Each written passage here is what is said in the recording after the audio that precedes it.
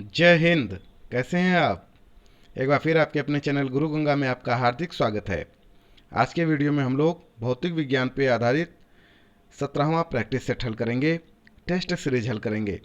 इसमें 28 महत्वपूर्ण प्रश्नों को शामिल किया गया है जो विभिन्न प्रतियोगी परीक्षाओं में पूछे गए हैं, तो ये बड़ा इंपॉर्टेंट वीडियो होने वाला है। आप इसे अंत तक जरूर देखिएगा। चलिए शुरू करते हैं आज की इंपॉर्टेंट कक्षा। पहला प्रश्न कहता है, जब हम जल के नीचे सुराही भरने के लिए रखते हैं तो जैसे जैसे सुराही भरती जाती है वैसे वैसे हमें विशेष प्रकार की ध्वनि सुनाई देती है। इसका कारण है, ए कहता है परावर्तन, बी कहता है व्यतिकरण, सी कहता है अनुनाद, डी कहता है विवर्तन। आपको बताना है कि जब हम जल के नीचे सुराही भरने के लिए रखते हैं तो जैसे जैसे सुराही भरती जाती है वैसे वैसे हमें विशेष प्रकार की ध्वनि जो सुनाई देती है उसका कारण क्या है। तो इसका जो सही उत्तर है वह है अनुनाद। क्या है? अनुनाद। सी बिल्कुल ठीक उत्तर है इसका। रेडियो का समस्वरण स्टेशन उदाहरण है। किसका उदाहरण है आपको बताना है। ए कहता है अपवर्तन का, बी कहता है अनुनाद का, सी कहता है व्यतिकरण का और डी कहता है परावर्तन का। तो रेडियो का जो समस्वरण स्टेशन है वह उदाहरण है अनुनाद का। किसका? अनुनाद का। आरआरबी में पूछा गया प्रश्न है ये।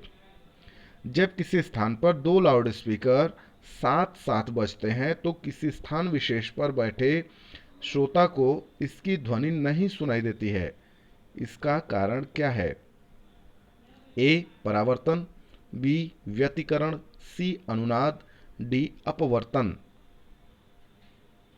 क्या है सही उत्तर? व्यतिकरण बिल्कुल ठीक उत्तर है। व्यतिकरण। समुद्र में स्थान स्थान पर ऊंचे प्रकाश घर बनाए जाते हैं, लाइट हाउस जिसको आप कहते हैं, जहां से बड़े बड़े सायरन बजाकर जहाजों को संकेत भेजे जाते हैं। कभी कभी जहाज नीरव क्षेत्र में पहुंच जाते हैं, साइलेंस जोन में पहुंच जाते हैं, जहां सायरन की ध्वनि सुनाई नहीं देती है। ये नीरव क्षेत्र ध्वनि तरंगों के किस गुण के कारण निर्मित होते हैं? ए अनुनाद, बी व्यतिकरण, सी अपवर्तन और डी परावर्तन। सही उत्तर क्या है इसका? आपको बताना है। जी हाँ, जो समुद्र में स्थान स्थान पर ऊंचे ऊंचे लाइट हाउस बनाए जाते हैं जहाँ से सायरन बजाकर आप जहाज़ों को संकेत भेजते हैं, तो कभी कभी ऐसा होता है कि जहाज़ साइलेंस जोन में पहुंच जाते हैं जहाँ ये सायरन की ध्वनि सुनाई नहीं देती है। तो ये जो नीरव क्षेत्र होते हैं जहाँ ये आवाज़ सुनाई नहीं देती है, साइलेंस जोन, ये ध्वनि तरंगों के किस गुण के कारण निर्मित होते हैं? इसका सही उत्तर आपको बताना है। तो इसका जो सही उत्तर है वह है व्यतिकरण। क्या है? व्यतिकरण। बी बिल्कुल ठीक उत्तर है। जब हम कमरे के अंदर बैठे रहते हैं तो यद्यपि हम बराबर के कमरे में बातचीत करने वाले व्यक्तियों को देखते हैं तो नहीं, परंतु उसकी आवाज़ अवश्य सुन लेते हैं।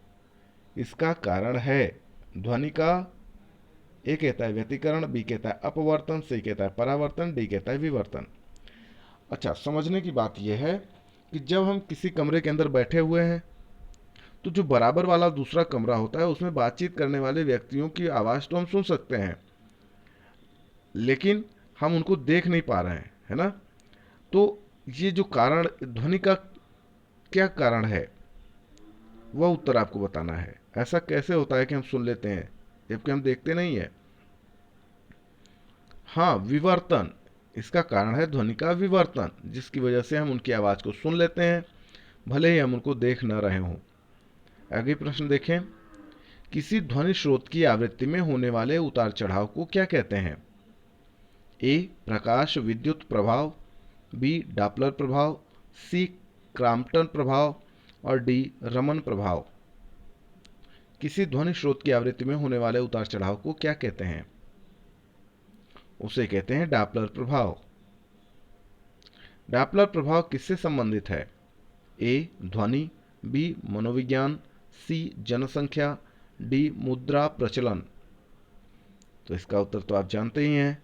डॉपलर प्रभाव का संबंध है ध्वनि से। पास आती हुई रेलगाड़ी की सीटी की आवृत्ति या तीक्ष्णता बढ़ती जाती है, ऐसा किस घटना के कारण होता है?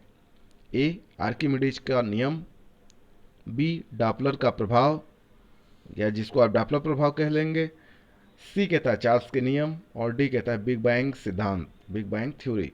आरआरबी में यह भी पूछा गया है, डॉपलर वाला भी ऊपर का भी पूछा गया था। आप बताएं सही उत्तर क्या है? जी हाँ, इसका जो सही उत्तर है वह है डॉपलर प्रभाव। पास आती हुई रेलगाड़ी की सीटी की आवृत्ति या तीक्ष्णता बढ़ती जाती है, ऐसा डॉपलर प्रभाव की वजह से होता है। ठीक है, चलिए अगला प्रश्न देखते हैं।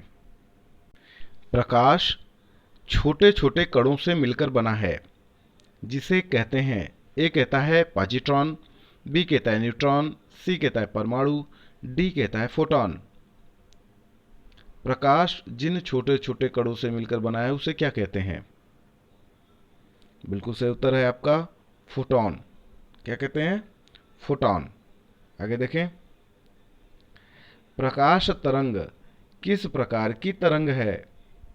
ए अनुप्रस्थ तरंग, बी अनुदैर्ध्य तरंग, सी उपर्युक्त दोनों, और डी कहता है इनमें से कोई नहीं। तो प्रकाश तरंग जो होती है वह होती है अनुप्रस्थ तरंग। प्रकाश का तरंग सिद्धांत किसके द्वारा प्रस्तावित किया गया था? ए फैराडे के द्वारा, बी हाइगेंस के द्वारा, सी प्लांक के द्वारा, डी न्यूटन के द्वारा। सही उत्तर क्या है? इसका सही उत्तर है हाइगेंस के द्वारा। निम्नलिखित में से किस घटना के आधार पर प्रकाश तरंगों के अनुप्रस्थ होने की पुष्टि होती है? ए परावर्तन, बी व्यतिकरण, सी ध्रुवण, डी द्वि अपवर्तन। इसका सही उत्तर है ध्रुवण। प्रकाश एक प्रकार की विद्युत चुंबकीय तरंग है, यह सर्वप्रथम किसने बताया? ए ग्रेमाल्डी ने, बी हाइगेंस ने, सी न्यूटन ने, डी मैक्सवेल ने। तो इसे सबसे पहले बताया था मैक्सवेल ने। किसने? मैक्सवेल ने। किसने सर्वप्रथम यह दिखलाया कि प्रकाश तरंगों का विवर्तन होता है? ए ग्रेमाल्डी, बी फोकाल्ट, सी मैक्सवेल, डी यंग। सही उत्तर बताएं।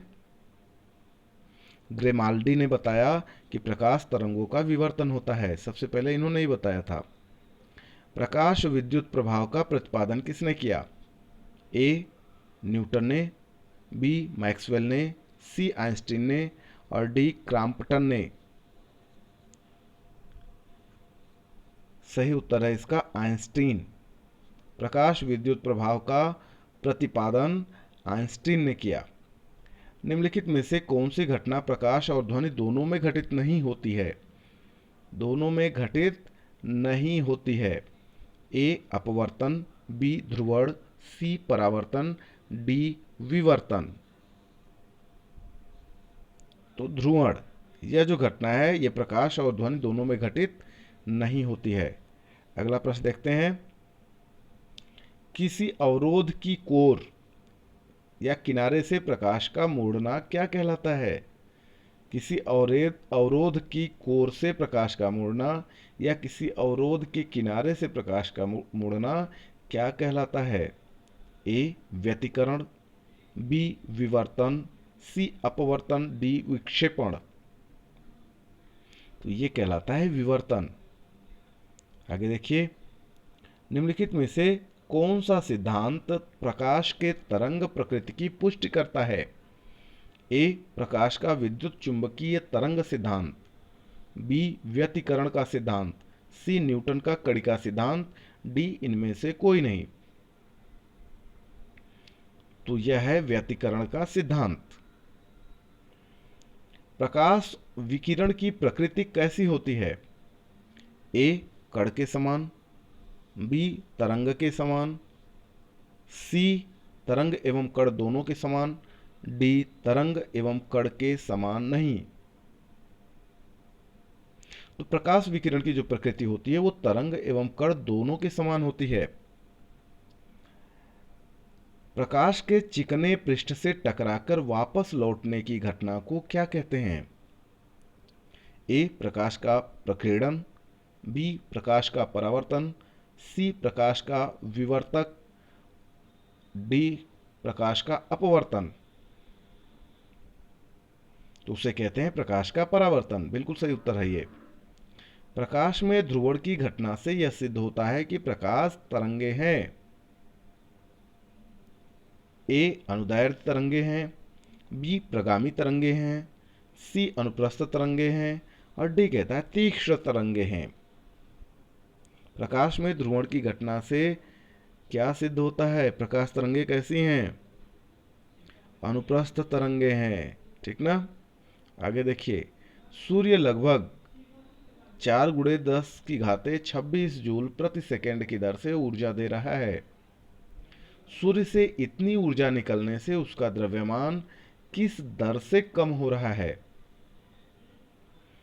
ए कहता है 4×10⁻13 किलोग्राम प्रति सेकंड, बी कहता है 4×10⁻9 किलोग्राम प्रति सेकंड, सी कहता है 4×10⁻11 किलोग्राम प्रति सेकंड और डी कहता है 4×10⁻7 किलोग्राम प्रति सेकंड। सही उत्तर क्या है? तो देखिए, सूर्य लगभग 4×10⁻26 जूल प्रति सेकंड की दर से ऊर्जा दे रहा है। तो सूर्य से इतनी ऊर्जा निकलने से उसका द्रव्यमान जो है वह 4×10⁻9 किलोग्राम प्रति सेकंड की दर से कम हो रहा है। ठीक है, आगे देखें। प्रकाश का वेग सर्वप्रथम किसने ज्ञात किया? ए माइकलसन ने, बी न्यूटन ने, सी रोमर ने, डी गैलीलियो ने। जी हाँ, प्रकाश का वेग सबसे पहले ज्ञात किया था रोमर ने। किसने? रोमर ने। आगे चलें। प्रकाश का वेग किसमें अधिकतम होता है? ए कांच में, बी निर्वात में, सी पानी में, डी हीरे में। हाँ, प्रकाश का वेग निर्वात में अधिकतम होता है। माध्यम के तापमान में वृद्धि के साथ प्रकाश की गति ए कहता है कि घटती है, बी कहता है बढ़ती है, सी कहता है वैसी ही रहती है, डी कहती है सहसा गिर जाती है, अचानक गिर जाती है। ये सहमा नहीं होना चाहिए था, ये सहसा होती है ना? आप बताएं इसका सही उत्तर। माध्यम के तापमान में वृद्धि के साथ प्रकाश की गति वैसी ही रहती है ना? उसमें कोई परिवर्तन नहीं होता। जल, कांच व हीरे में प्रकाश की चाल निम्न क्रम में होती है। ए कहता है कि हीरे में ज़्यादा होती है, उससे कम जल में होती है, उससे कम कांच में होती है। बी कहता है कि जल में सबसे ज़्यादा होती है, उसके बाद कांच में होती है, उससे कम हीरे में होती है। अगला ऑप्शन कहता है कि कांच में सबसे ज़्यादा होती है, फिर हीरे में होती है, उससे कम जल में होती है। डी कहता है हीरे में सबसे ज़्यादा होती है, फिर उससे कम कांच में होती है, उससे कम जल में होती है। आपको बताना है कि प्रकाश की चाल सबसे ज़्यादा, फिर उससे कम, यह क्रम कौन सा सही है? तो यह जो क्रम सही है वो बी ऑप्शन वाला है। सबसे ज़्यादा प्रकाश की चाल जल में होती है, उससे कम कांच में होती है और उससे कम हीरे में होती है। आगे चलिए। चंद्रमा के पृथ्वी तक आने में प्रकाश को लगभग कितना समय लगता है? चंद्रमा से पृथ्वी तक आने में प्रकाश को लगभग कितना समय लगता है? ए कहता है 8 मिनट, बी कहता है 8 सेकेंड, सी कहता है 1 सेकेंड, डी कहता है 16 सेकेंड। हाँ, 1 सेकेंड लगता है। आगे देखिए। सूर्य के प्रकाश को धरती की सतह पर पहुंचने में लगने वाला समय है लगभग, ए कहता है 4 सेकेंड, बी कहता है 6.8 सेकेंड, सी कहता है 8.5 सेकेंड और डी कहता है 3.6 सेकेंड। लगभग में बताना है आपको। सूर्य के प्रकाश को धरती की सतह तक पहुंचने में लगने वाला समय लगभग कितना है? जी हाँ, 8.5 सेकेंड। तो इस तरीके से यह छोटा सा वीडियो पूरा हुआ। यदि यह वीडियो आपको पसंद आता है उसे लाइक ज़रूर करें, अपने मित्रों में शेयर करना ना भूलें। चैनल पे नए हैं तो चैनल को सब्सक्राइब करके बेल आइकन को प्रेस कर लीजिए ताकि प्रत्येक इंपॉर्टेंट वीडियो की नोटिफिकेशन आपको भी समय से मिलती रहे। और फिर मिलते हैं अगले इंपॉर्टेंट वीडियो में, तब तक के लिए आप सभी लोगों को जय हिंद।